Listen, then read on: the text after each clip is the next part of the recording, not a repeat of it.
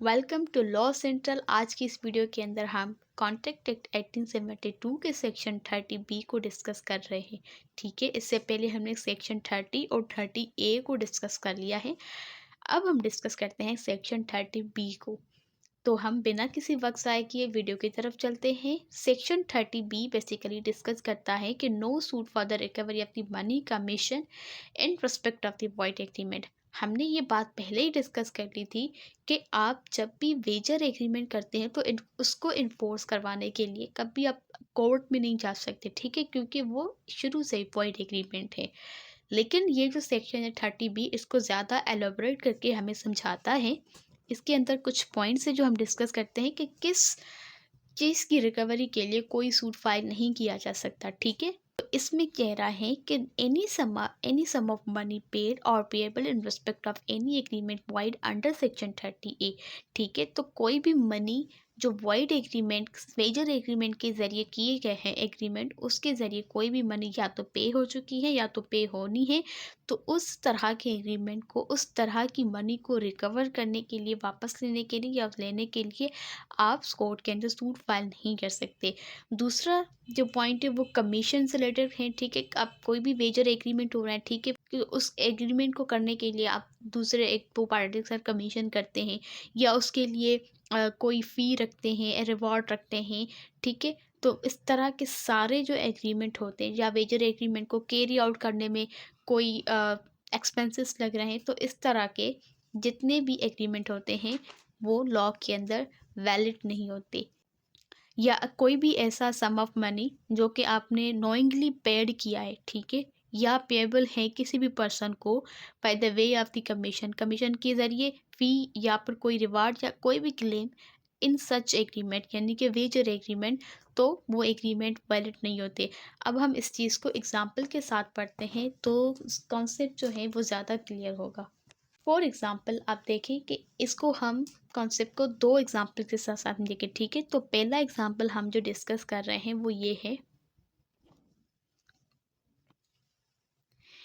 ए और बी। ठीक है, ए एंड बी ने क्या किया कि डिपॉजिट करवाए 5000 ईच विथ सी। अब दोनों ने, ए ने और बी ने 5000 जो है ना वो सबमिट करवाए हैं पर्सन सी के पास। ठीक है, फॉर बैटिंग। ठीक है, अब क्या होता है कि जो विनर बनेगा वो क्या करेगा, वो जो अमाउंट है, अब 5 के इसने दिए हैं, 5 के इसने दिए हैं, टोटल सी के पास 10 के हैं। ठीक है, तो वो जो अमाउंट होगा, जो विनर होगा वो सी से लेगा। अब इस सिचुएशन में अगर सी रिफ्यूज़ कर रहा है, फॉर एग्जांपल बी विनर बन गया और सी इस सिचुएशन के अंदर रिफ्यूज़ कर रहा है, वो नहीं दे रहा, तो इस सिचुएशन में बी जो है ना वो कोई सूट फाइल नहीं कर सकता सी के अगेंस्ट। ठीक है, ये है एग्जांपल। तो इसके अंदर जो रिवार्ड था 10K का जो कि बी को मिलना था, उस रिवार्ड को लेने के लिए कोर्ट के अंदर इन्फोर्स नहीं हो सकता। अब हम इसको एक और एग्जांपल के साथ समझते हैं। फॉर एग्जांपल देखें कि ए एंड बी, ठीक है, दोनों ने क्या किया, डिपॉजिट करवाए। ठीक है, ए एंड बी ने क्या किया, डिपॉजिट करवाए।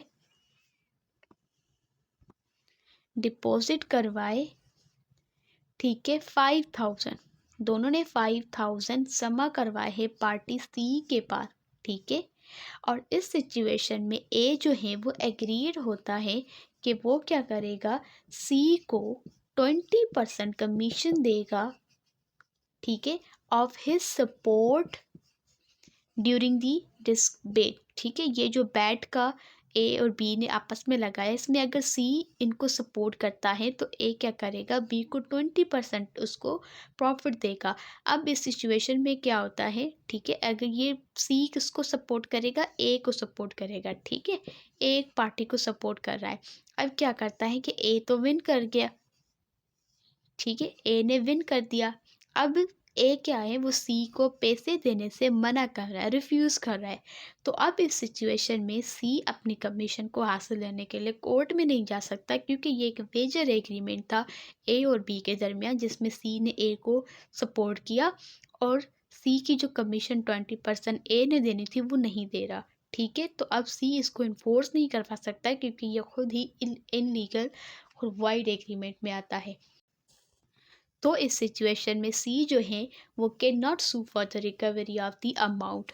तो ये था सेक्शन 30B जो कि हमने अभी डिस्कस किया, सेक्शन 30B।